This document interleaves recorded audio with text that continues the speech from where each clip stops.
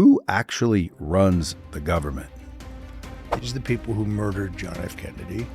And then they removed Richard Nixon. They tried to take Reagan out. They tried twice to kill Donald Trump. It's the same entities. I asked him after 2 drinks, Mr. President, who really killed John Kennedy? And he stared into his martini for a minute. He said, well, let me say this. Now all of a sudden, we're still talking about this guy? What Epstein files? What do you think's going on there? Aren't you personally worried about being stupid?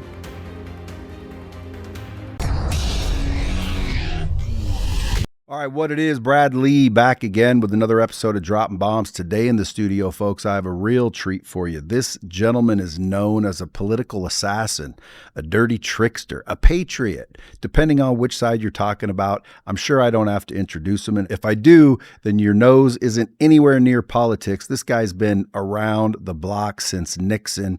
Welcome, Roger Stone. Brad, I'm very happy to be with you. You know, one man's dirty trick is another man's civic participation. Yes, and I watched the documentary. I think it's on Netflix. Is it? Get Me Roger Stone. Yes. I have many questions for you. The first thing that I just keep thinking every time I think of interviewing you is, number one, who actually runs the government? Well, it's obviously not any one person.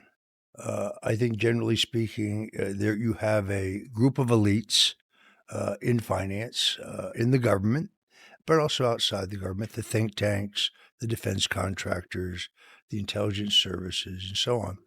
There's a permanent government. Presidents come and go, but there's a group of people who stay in place.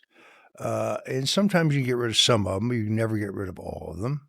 And they really run the government. This kind of started, in my opinion, in 1963. So when Eisenhower, who was a very great president, he's so low-key, he doesn't get the credit he deserves. But under Eisenhower, you had unprecedented peace and prosperity. He built the interstate highway system so you could drive across the country, from north to south, east to west. And he was a military guy, but he always resisted deficit spending. So they would come to him with these huge defense appropriations. He would say, no, we're keeping a balanced budget. I think he's maybe the greatest president in my lifetime because I was born in 1952. But because he wasn't flashy, because he was very low key, doesn't get the credit he deserves.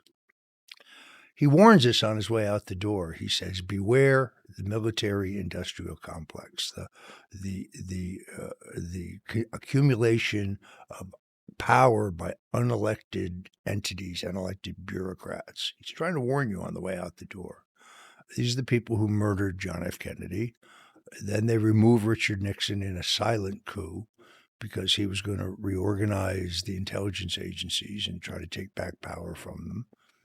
They tried to take Reagan out. That's my next book, actually, in an assassination attempt, which he very narrowly survives. They tried twice to kill Donald Trump. It's not obviously the same people, but it's the same entities. It's the same interests. They particularly control the Central Intelligence Agency. They are deeply involved in the national security apparatus. And they've controlled, until Donald Trump was elected president, they controlled our government. It didn't matter whether it was George Bush or Barack Obama. It didn't matter if it was Bill Clinton or George W. Bush. It's the same thinking. It's the same philosophy. It's the same people. You are famous for technically not giving a fuck. And that's kind of man after my own heart. When it comes to people calling you names, you get excited when they do that. And you said something, you said, if they didn't hate me, then that means I'm not being effective. Yeah, the only thing worse than being infamous is never being famous at all. I mean, the other thing, of course, is all publicity is good publicity as long as they spell your name right, which I, generally speaking, believe. Do you honestly believe that? Pretty much so, yeah, because if you, in this society in which you have mass communications now. It's not like when I grew up, you had 3 television networks. You had a handful of powerful news magazines, Time, Newsweek, so on. There were no national newspapers. Now contrast this with today. How many channels are there on cable? hundreds. Billion. And there's a magazine for everything from, from cars to home knitting. It doesn't matter. So we're in this society of information overload. And in order to break through that, you have to be interesting. You have to be audacious. You have to be provocative. Otherwise, you just get lost in the din. So you have so much information now. People have so many choices. If you have something to say, then you got to make it interesting. The only thing worse in politics than being wrong is being boring. The one thing you can never be is boring. So there's no such thing as too far.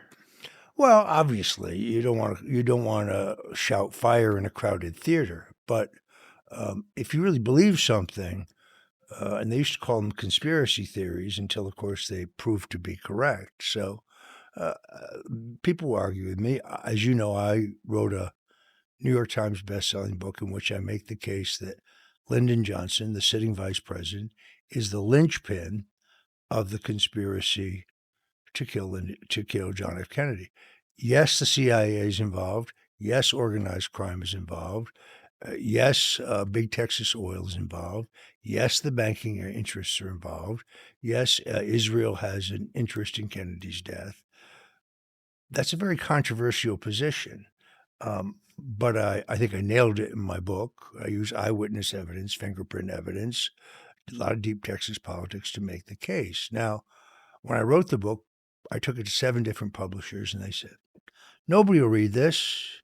It became a New York Times bestseller. Once I found a publisher, it became a New York Times bestseller in 3 weeks.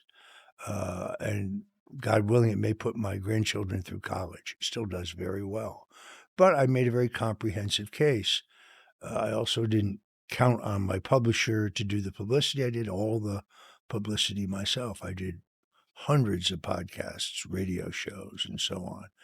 It's now been printed in like 17 languages. I think I made the case. I'm not a lawyer, but I think I made the case. This was really born out of a conversation I had with President Nixon. So I was 19 years old I was 16 years old when I first met Nixon. I was 19 years old when I went to work for him. I was the most junior person on the Nixon staff in 1962. I had very little contact with him. It was in his post-presidential years, when I was working for Ronald Reagan in 1980, that one of my assignments, I was working out in New York, running New York, New Jersey, Connecticut, Pennsylvania for the Reagan campaign. One of my responsibilities was going out to Saddle River, New Jersey every Friday to give Nixon a briefing on the campaign because he had a voracious appetite for political information. He also made a hell of a martini. So we would go out there, and he was very, very buttoned down. But when the briefing session was over, he would say, "Hey, you want a silver bullet?" Meaning a martini. I said, sure, who wouldn't take a martini mixed by a former president of the United States? So he had his own formula. He would take a jar of olives. He would drain the juice. He would fill it with water. He would shake it. He would drain the water.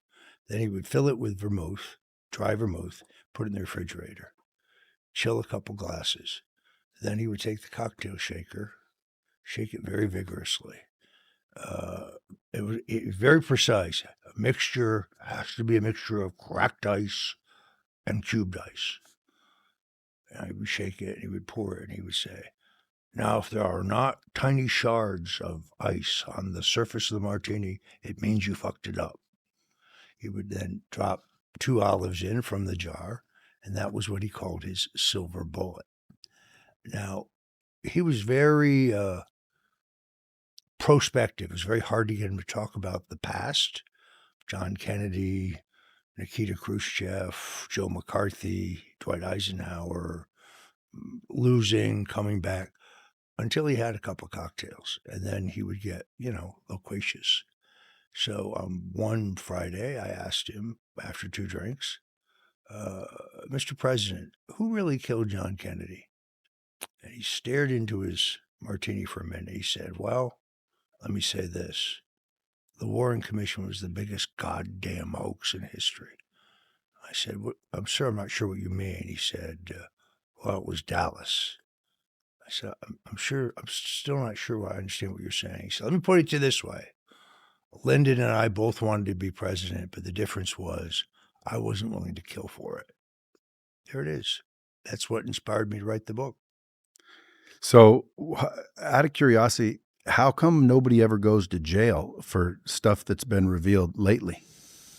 Well, I guess we don't yet know that. We have a very corrupted justice system. I lived through this personally because, as you know, I was charged and convicted of lying in my voluntary testimony to the House Intelligence Committee about the Russian collusion, which, by the way, we now know never happened. So how do you lie about things that didn't happen? And why don't they go to jail is what I want to know. Well, I think that's the American people. They hear the media talk and they hear, oh, Trump did this, Trump did that, when it's planted bullshit. And then when people find out for fact it's planted bullshit, it's complete hoax, complete setup, nobody pays, nobody goes to jail. Well, I think we may see a change in that now. I mean, I think there's a high probability. Let me step back. I can tell you with absolute certainty that there has been a federal prosecutor appointed, and that federal prosecutor has already impaneled a grand jury. There are grand juries in New York and in Florida on the basis of the theory that the raid on Mar-a-Lago, on the president's home, was an act in a continuing conspiracy. That would get the trial out of Washington, D.C., where you will never get a fair trial or a conviction because the judges are incredibly partisan. They're nasty. They're all Trump haters. You'll never get a reasonable, balanced jury, a fair jury. But a trial in Florida, you have a much higher probability of having an actual fair trial. That's a real representation, as far as the jury's concerned, of the country. And therefore, I think you're going to get criminal charges against the vice president, Joe Biden, against John Brennan, the CIA director, the Islamic convert, communist CIA director, who, by the way, is the guy who signed the visas for 4 of the hijackers who attacked America when he was the station chief at Riyadh in Saudi Arabia.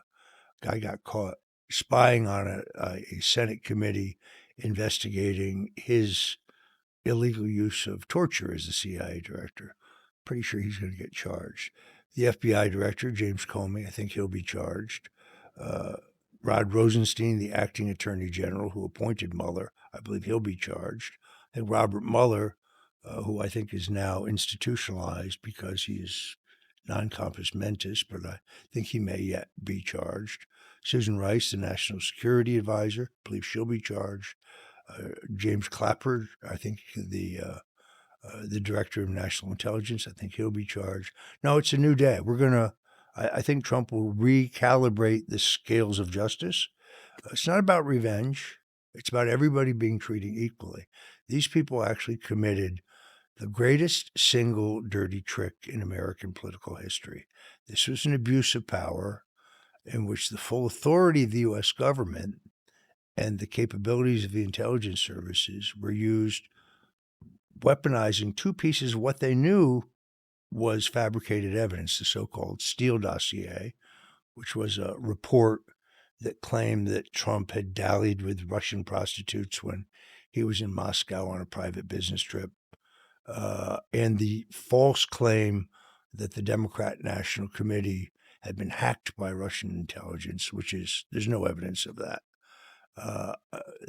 I think that you're going to have justice here relatively shortly. My question would be, aren't you personally worried about being suicided? Well, I do travel with security, and I get a lot of death threats. It's just kind of goes with the territory. But no, not really, because they already put me through what they were going to put me through. In other words, they invent these charges against you. It wasn't really about anything I did wrong. What they wanted was for me to testify against Donald Trump. We've been friends for 50 years. He hates it when Did you say 50? 50. He hates it when I say that because he says it makes us both sound old. He said, "Please stop saying that." But I was at his at his wedding to Marla Maples. I was there. My wife and I were there when he married Melania. I met him in 1979 when when I first recruited him for Ronald Reagan's campaign. I was working for Reagan in New York. He and his father joined our finance committee, raised quite a bit of money for Reagan. I saw as early as 1988, I decided that he had the stature. I don't mean the physical size, although he's a big guy, broad-shouldered, but he had the size, the independence, the guts, the stamina to be not just a great presidential candidate, but to be a truly great president. So I started urging him to run as early as 88, again in 2000. In 2000, because he was close to Ross Perot, the Texas billionaire, who had run as an independent twice, and also Jesse Ventura, who had wrestled at the Trump Plaza in Atlantic City, who was then the governor of Minnesota. They both urged him to run as an independent. We took a hard look at it. We spent about $3 million studying how to get on the ballot in the states where the Reform Party was not on. But then he ultimately decided, I think I'll just divide the more conservative vote. I probably inadvertently elect Al Gore. I don't want to do that. I think you got to be either a Republican or a Democrat to be elected president. So he decided not to run. Probably a good decision. The country wasn't ready yet. Also, he still had real estate mountains to climb. He still was, he wasn't finished building his real estate empire. And then, of course, we looked at it again in 2000. We looked at it in 88. We looked at it in 2000. We looked at it in 2012. In 2012, I think he decided that he was interested too late. Mitt Romney had the nomination fairly locked up. I saw Romney as a stone cold loser from the beginning. He just never had the instinct for the jugular. He did 3 debates. He was a different guy in all 3 debates. There was nothing genuine about the guy. I remember Trump had endorsed him, only reluctantly. After every single debate, he would call me and say, "What is wrong with this son of a bitch? You don't apologize. You never apologize. You double down. Does this guy, what's wrong? Why doesn't he attack? I don't understand why he's not attacking." The Trump style. And then I guess it was New Year's Day, January 1st, 2013. I called him at Mar-a-Lago, as I call him on every New Year's Day, to wish him Happy New Year. And he said, "I'm running next time. I should run this time. I made a mistake. I could have beaten Obama. I'm running next time." And I said, "Well, I've heard this before." He said, No, you understand. I've already applied to the Patent and Trademark Office to patent the phrase, "Make America Great Again." At that point, I realized he was completely serious. He was really going to run. Didn't Reagan say that? We used it very briefly. Reagan went through several different rounds of campaign management. I survived all of them, but originally John Sears, from whom I learned a great deal, was his first campaign manager. Then Bill Casey was his second campaign manager. So very early in the campaign, we used "Make America Great," but then they changed the slogan to "The time is now." What goes on behind the scenes of an election? Like when you say campaign manager, what things are happening? Who's doing research? Who's finding mud? How many people are involved? It's an enormous enterprise. It's also a very scientifically based enterprise. Now, there is no guessing. Every campaign, whether you're running for county commissioner, or whether you're running for the state legislature, or whether you're running for the Senate or governor, Congress, President of the United States, you start with a benchmark poll, a survey of public attitudes. You're trying to learn 3 things. One, what do people currently think? What motivates them? What issues, what messages move them from A to B, from your opponent or undecided to you? You're trying to find out what your strengths and your weaknesses are and how voters will react to them when they're presented to the voters. And then lastly, and this is most important in any given jurisdiction, you try to figure out where people are getting their news because that's changing very rapidly. If you assume that any campaign has a limited number of communications dollars, you want to spend that money where your voters are, whether it's AM radio, whether it's the internet, and if it's the internet, where is it on the internet? And then you tailor your all of your outgoing advertising, all of your outgoing voter communications to where the voters are. Trying to run any campaign without a benchmark poll would be like driving a car with your eyes closed. You'll go forward, but you don't know what you might hit. So what if they're unknowns? Anybody can become known if they have resources. I mean, resources are crucial. When I met people here at a conference yesterday, I met a guy who's a very nice guy. He's running for governor of California. I said, it's a very expensive state to communicate with people. He said, well, I'm running a grassroots campaign. I said, great, I'll see you later. It doesn't work that way. Grassroots means no money. It means no money. You have to be able to reach huge numbers of people through the most sophisticated modes of communications. Now, in a certain sense, the internet has made it less expensive to run for office. In the old days, when you only had broadcast television, which is, as you know, extremely expensive, you had to be wealthy or have access to huge amounts of special interest money in order to run for public office. Today, because of the internet and because more and more people get their news through social media, and the ability to target on social media has become so refined, it's actually become less expensive. Not inexpensive, but less expensive to run an effective campaign. How much you basically want to run a cost-effective, data-based, cost-effective campaign? How much do you think it would cost an individual? Let's say I wanted to run in 2036, just to go in history books. Because if you run for president, you're in the history books forever. I've thought about doing that. But what would I'll give you my card. Well, I'm going to need it.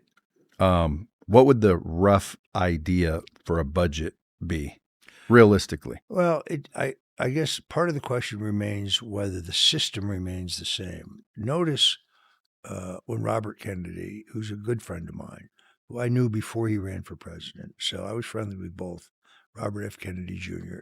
and Donald Trump. And I played some small role in bringing them together. There are many people involved in that. It was a great alliance. It was a realignment, really.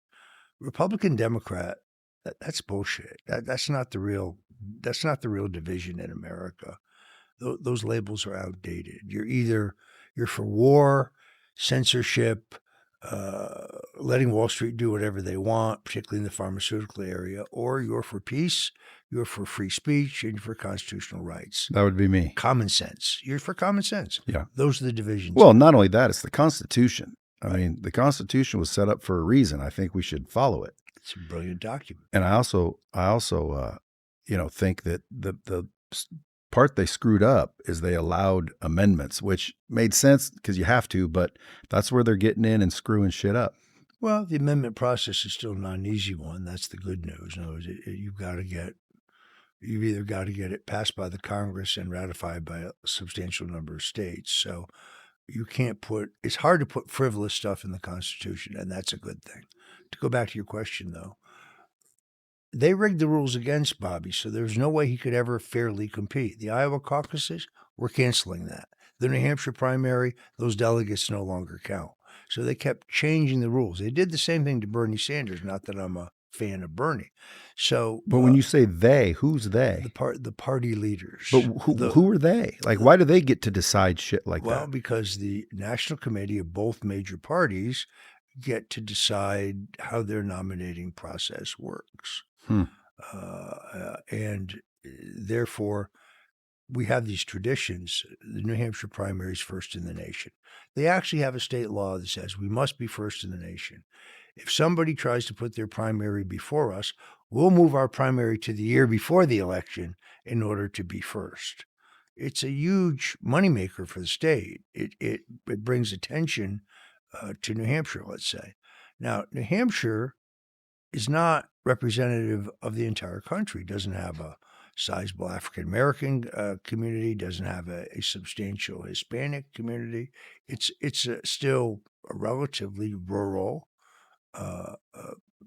unique New England state, but it's not reflective of the entire country. On the other hand, without early momentum in the nominating process, where the answer to how much money you need is the answer is enough, meaning you examine those states, you figure out what saturation advertising in all mediums will cost you, text messages, emails, radio. Was radio still quite effective? People lose sight of that. Cable television, and most importantly, the internet. You have to be able to do all those things and pay for them. So, $1 billion? probably right. But you don't have to start with $1 billion. In other words, if you had a couple $100 million and you catch fire, you'll get the $1 billion, and you'll also get nominated. Because people will throw you money. Exactly. People, you attract donors, you attract supporters. The better you do, the better you will do. Seems rigged. Well, they certainly rigged the process against Bobby Kennedy and his party. It's why he became an independent, now joined forces with Trump in a new alliance. They rigged the system against Tulsi Gabbard. That's why she left the Democrat Party, now a Republican. She will, in my opinion, be the first woman president. Tulsi? Yes, no question about it. Since Ronald Reagan, I have not seen a more talented, principled, articulate, measured, disciplined political figure than Tulsi Gabbard. She's absolutely inspiring. She's brilliant. She's thoughtful. There came a time in her confirmation hearings when she was appointed the Director of National Intelligence, and there was one Republican senator who was refusing to vote for her, and she was one vote short. And she's a friend of mine. And somebody from the White House called me, somebody high up, and said, look, we got a problem with Senator X. Says you won't vote for her unless she retracts something she said about Edward Snowden. So could you talk to her? And I said, I can talk to her, but I can tell you right now it's a waste of time. She's not going to retract something she believes to get a vote. She's not going to do that. She's a person of principle. If she said it, she believes it, she's not going to retract it. Now, in the end, I called her and it was a waste of time. She said, well, I'd rather not have the job than not be true to myself. That's how I think. Snowden, he's not a criminal. Snowden exposed the corruption of the federal government. That's their problem with him. Now, in the end, the senator backed down rather than Tulsi backing down. But it's a perfect example of someone who's not in the system just to get ahead, someone who's prepared to trim their sails, say whatever it takes to get ahead. She's going to be president.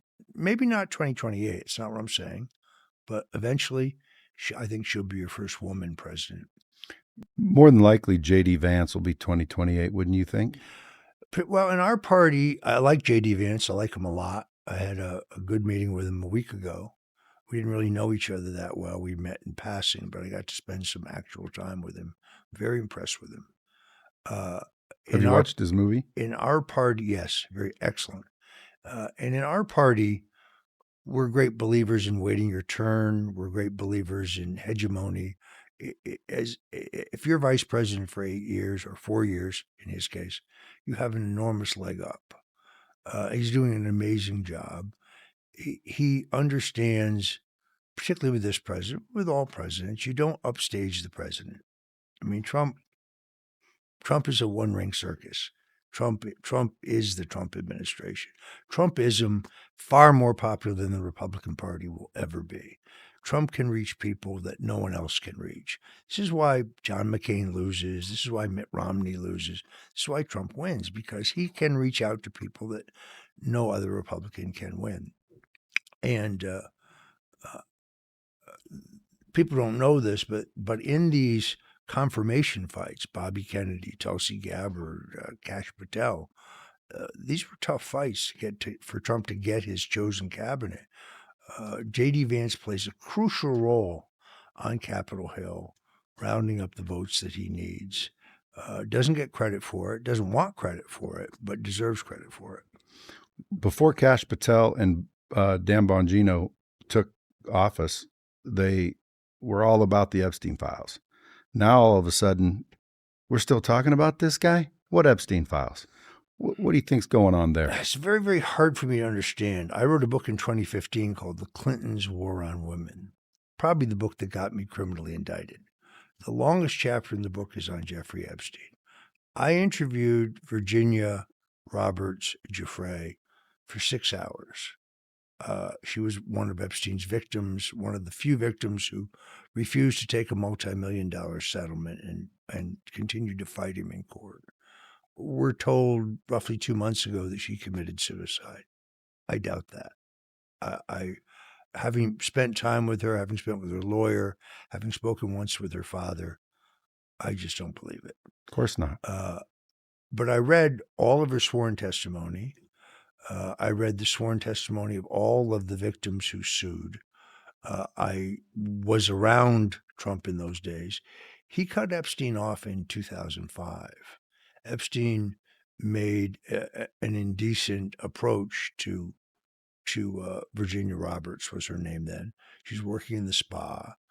Trump heard about it, and he had him banished from all of his properties and from his life. This is prior to Epstein being exposed in Florida, prior to him being charged in Florida.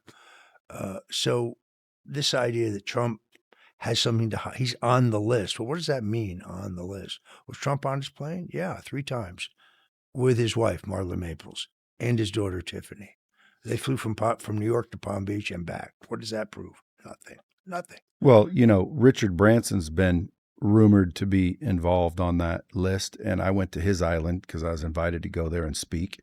And so now my name's on the Richard Branson list. So if that were to ever be revealed as a big, which I'm sure it's not, but let's pretend, my name would be on there. Doesn't mean I did anything. So I don't know being on the list means anything, but isn't there a list of people that definitely did shit? Let me say this. The Epstein's butler, it's always the butler that did it. Epstein's butler, a guy named Albert Rodriguez, who was dying of cancer, sold Epstein's private telephone book. Well, not everybody in his phone book is guilty of any wrongdoing. I mean, His gardener's in the phone book, But the butler went through the book and he circled the names of those that he said were either involved in pedophilia, or in some cases he circled the name and wrote witness, meaning they weren't directly involved, but they were a material witness to it. So in essence, there is a list. And of course, we're relying on the man's dead now, but we're relying on the assertions of the butler. And then separately, there are the FAA records of who was on the plane. Well, that means who went to Palm Beach, who went to New Mexico, who went to the island, who went to his apartment in Paris. Steve Bannon is on the list. Steve Bannon visited him in New York after he was charged with pedophilia. Steve Bannon visited him in Paris after he was convicted of pedophilia. Steve Bannon was coaching him on media appearances, how to appear more friendly, less threatening. I have a lot of questions about that. There's 15 hours of videotape that Steve Bannon taped, which I think was designed to try to make Epstein look, more benign, less threatening, less of a criminal. If they had something on Trump, they would have used it before the election. Trump has nothing whatsoever. There can't be, because they had it. They would have revealed that everywhere. Correct. And I think now I now understand when Trump says it's a hoax, he's not saying Epstein wasn't a child sex trafficker. It was the Trump Justice Department that indicted Epstein in 2019 for child sex trafficking and conspiracy to engage in child sex trafficking. What he's saying is these documents had been in the hands of the New York Southern District prosecutors and the New York office of the FBI, two hotbeds of anti-Trumpism, and therefore it's perfectly reasonable to assume that they could have been salted with fake evidence. And then the birthday card pops up. Let me ask you a question. Who types a birthday card and signs it? No one. It's a fugazi. It's bullshit. Yeah. And what frustrates me the most is we can't do anything about it. Like John F. Kennedy, all the conspiracies that are proven accurate, no one goes to jail. Well, you had a shirt that said Hillary for prison. Yes. Number one, what do you know that she should be in prison for? And number two, why isn't she? Well, the most recent declassified documents put out by Tulsi Gabbard, the director of national intelligence, proved beyond a shadow of doubt that Hillary Clinton approved the entire Russian collusion smear. Specifically, it says to distract attention from her own use of the illegal email server and also to shed doubt on the legitimacy of Trump's presidency. Hillary Clinton should go to jail. She approved the operation from the beginning. I think that may be about to happen. We don't know who's going to the grand jury, but she should certainly go. You think it's too corrupt for anybody like that to go? No, I don't.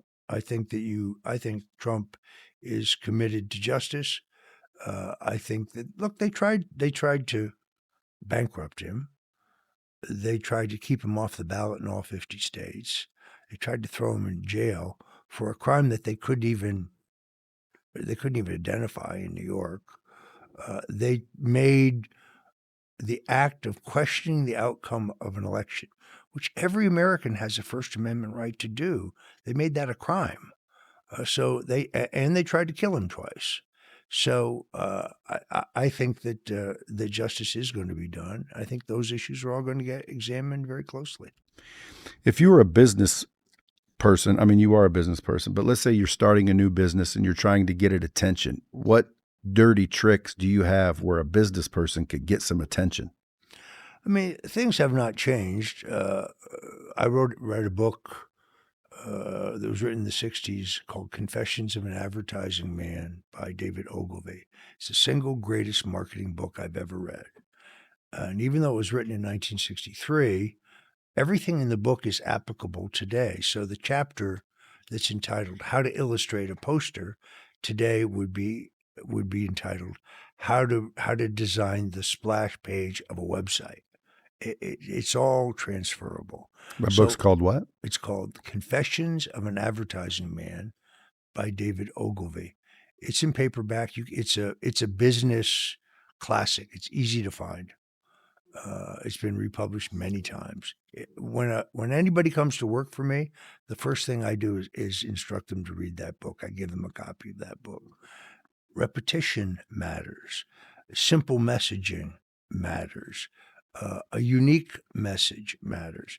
He was an advertising and communications genius, and everything I learned in that book is applicable whether you're selling a candidate or whether you're selling widgets. It doesn't matter what you're selling. So I'm a great believer in simple messaging, massive repetition. When Al Gore ran against George Bush, Al Gore had this idea that once you gave a speech once, everybody heard it. You didn't have to talk about that subject again. George W. Bush, of whom I was not particularly a great fan, but he gave the same speech every day because he understood that you had to repeat things, particularly in this age of mass communications where there's so much information you got to sort through to get a simple idea across. We have a general rule of thumb in a campaign. When your supporters come to you and say, that TV commercial or that radio commercial's been on too long, people are complaining that they're hearing it too much, that means you're just now breaking through. Interesting. How many businesses do you own right now? Well, I do a daily radio show at 77 WABC in New York, which is the largest, most powerful AM radio signal in the United States, syndicated in 7 major markets now, 5 days a week, every day at 8 p.m. Eastern, then 2 hours on Sunday from 3 to 5. That's a lot. That's a huge amount of work. So for every hour you're on the air, assume that there's an hour of preparation, reading, deciding what you want to talk about. Sometimes I have guests. Sometimes I just talk myself. I've written 5 books: The Clintons' War on Women, The Bush Crime Family, The Myth of Russian Collusion, The Man Who Killed Kennedy, The Case Against LBJ, Stone's Rules, which is kind of like Machiavelli's The Prince or Sun Tzu's The Art of War. I'm just finishing a book on the attempted assassination of Ronald Reagan because John Hinckley Jr., who was convicted of trying to kill Reagan, is crouching in front of Reagan, meaning all shots would have to come from a upward, from a downward trajectory. Reagan was hit from behind and above. I know this because I interviewed the doctors at George Washington University Hospital. By the way, when you go get the government records through a Freedom of Information Act, of a 90-page document, you can see 3 words. The rest of it is all redacted. You won't find anything in the government records. So you have to track down the Secret Service agents, some of whom are still living, the eyewitnesses, some of whom are still living, the doctors who attended Reagan at George Washington Hospital. That book will come out hopefully by Christmas. I'm almost finished. And then I still consult for individuals, companies, governments, if they're pro-Western. I'm just giving them strategic advice. I still do elections very occasionally. I'm more interested in doing foreign elections for pro-American parties than I am doing domestic elections, although I do some of those as well. Because our technology, things that we take for granted, have never been used in some of these other countries. Text messaging, blast emails, and so on. So those things keep me busy. Plus, I have 5 kids and one. I have 2 kids, 5 grandchildren, and 1 great grandson. So I'm busy. Based on the outcomes of these elections, how, on a 1 to 10 scale, 10 being ridiculously stupid, are American voters? People are actually a little smarter than you think. And how do so many vote the other way? Well, because you have between you and them, you have a media which dumbs them down and which also doesn't tell them the truth. So I don't think that when Trump calls them the fake news media, he's telling you the truth. But they're also losing power because fewer and fewer people, and this is an evolution. As you know, there used to be a time that cable television, 3 big networks, that was everything. Then you had the advent of cable, Fox, CNN. Now they're losing influence and power quickly as people move to the internet. Now on the internet, you can learn a lot of things that you would never find in those other mediums because they never got covered. So as people get more and more information and people have access to more information, I think voters get smarter because they can find out more. If you're curious, you can learn more. Well, how do you know what's true? People have to discern what's true. That's the real problem with AI. If you read AI, they'll still tell you that Lee Harvey Oswald killed John Kennedy, which of course he didn't. But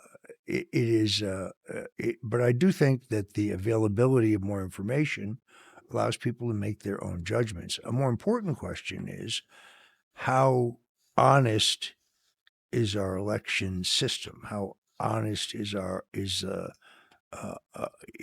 how much election integrity do we have? And the issue is we have huge problems getting an honest vote count.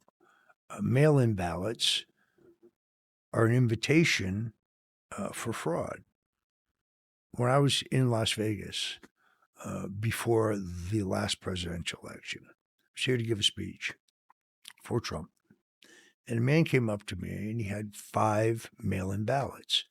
They were all addressed to his address, but in the names of 5 different people. And I said, "What's this?" He said, "Well, one of them is me. The other 4 are people who rented my apartment before I lived there." And I said, "But so how come they got ballots?" We said, "Well, they're still on the voting rolls." I said, did you try to contact any of these people or research who they were? He said, "Yeah, one guy rented my apartment 15 years ago. He's dead, but he's still on the voter rolls. The other 2 people moved out of state. One of them lives in California, one of them lives in Oregon, but they're still on the voter rolls." And then he said, "One other guy had my apartment about 2 years before I did. He still lives in Nevada, but he's on the other side of town. And by the way, he's registered twice. He's registered over there and he's registered at this address." So I said, "So if you were dishonest, you could cast all 5 of these votes and nobody would know." And he said, "Yeah." I said, "Are you going to mail in your vote?" He said, "No, I'm afraid they won't count it. I'm going to tear it up and show up at the polling place and vote in person on election day." How do you know they count that? Well, you don't. Nevada is probably among the dirtiest systems because you don't have to request a ballot. They mail you a ballot whether you have requested it or not, and they very rarely clean the ballots. So the corruption begins with mail-in ballots. The machines, of course, which they try to tell us are not connected to the internet, are. So once you do the count of the machines, you know how many paper ballots you need to create in order to change the election results. This is what happened in the country in 2020. I suspect that Tulsi Gabbard will have a lot of declassified information in the next couple of weeks that will show you that the machines are rigged. The machines have been rigged. This is probably the number one issue in terms of making sure that our next elections are clean and honest. We need to go to paper ballots. We need to go having the election on one day. Voter ID. And photo ID. And if the French can count 38 million paper ballots on one day, the French, then we can certainly do it. So it can be done. You know who won the 2016 Democrat primary in California between Hillary Clinton and Bernie Sanders? Bernie. We still don't know because they've never announced the result.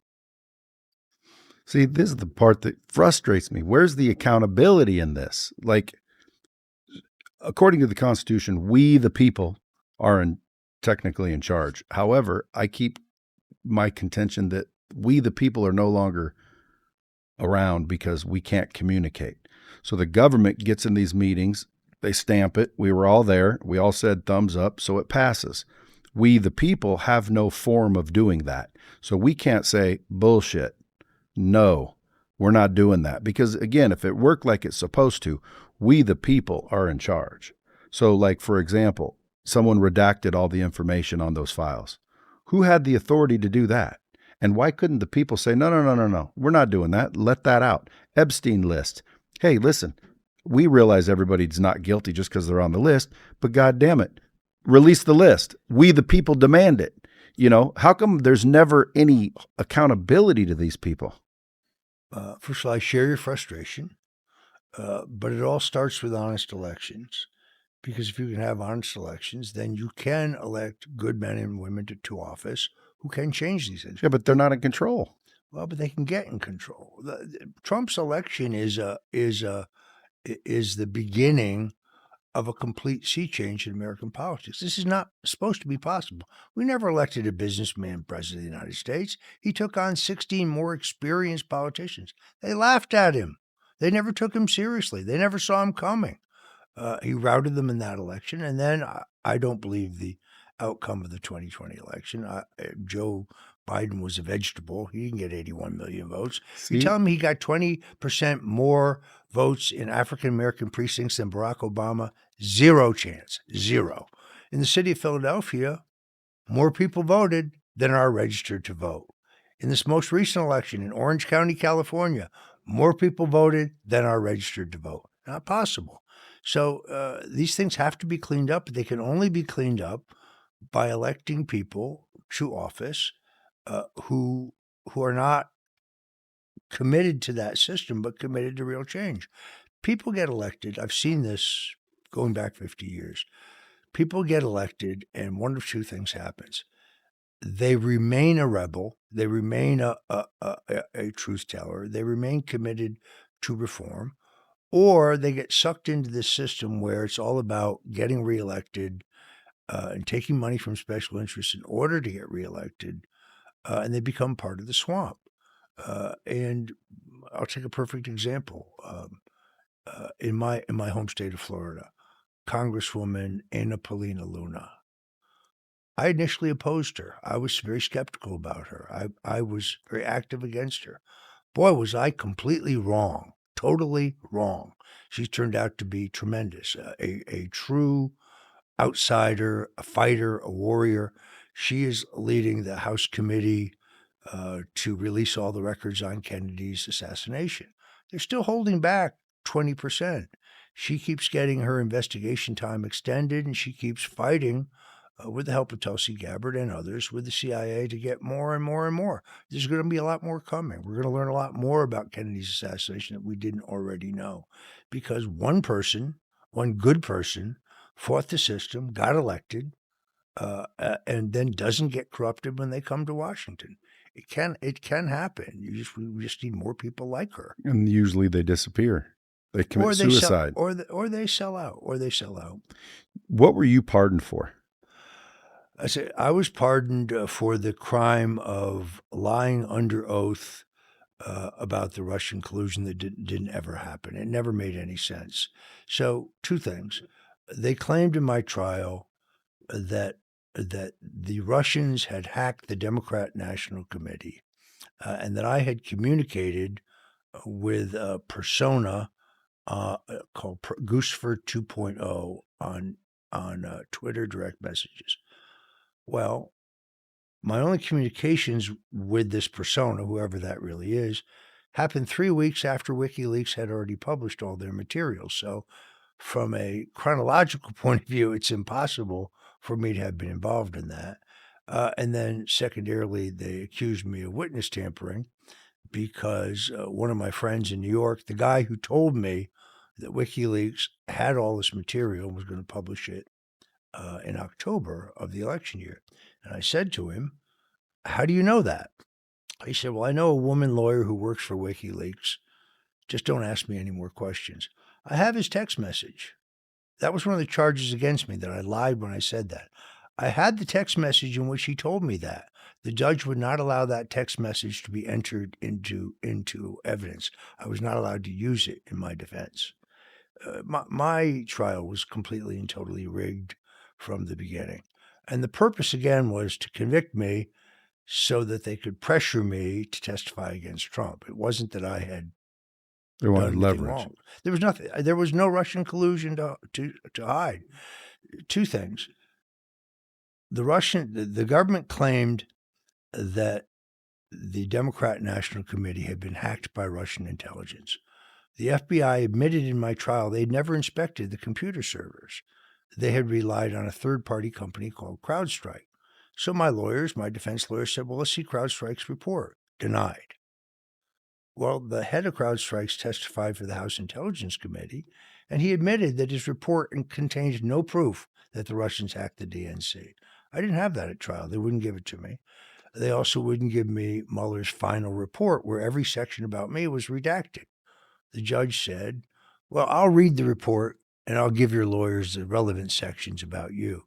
Well, she forgot page 178, because that's where Mueller says the barriers to prosecuting Stone are factual. They have no evidence of Russian collusion, collaboration with WikiLeaks, or any other crime.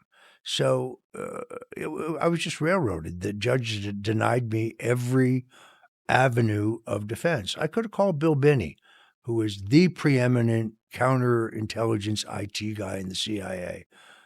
He could have given both forensic evidence and expert testimony to prove there was no online hack of the DNC. Never happened. The information was downloaded to some kind of portable disk and taken out the back door, which I had nothing to do with. They wouldn't allow him to testify. The judge would not allow it, just as she wouldn't give me Mueller's report. BuzzFeed sued the Justice Department, won, and therefore they released the entire report, including the part that exonerated me, which the judge had withheld from me at trial. They released it at midnight on Election Day of 2020, November 3rd, the busiest media day of the entire world. The coverage of this report, the New York Times, the Washington Post, the Wall Street Journal, the Associated Press, zero. If you weren't pardoned, how much time were they trying to throw at you? Well, that's an interesting question. The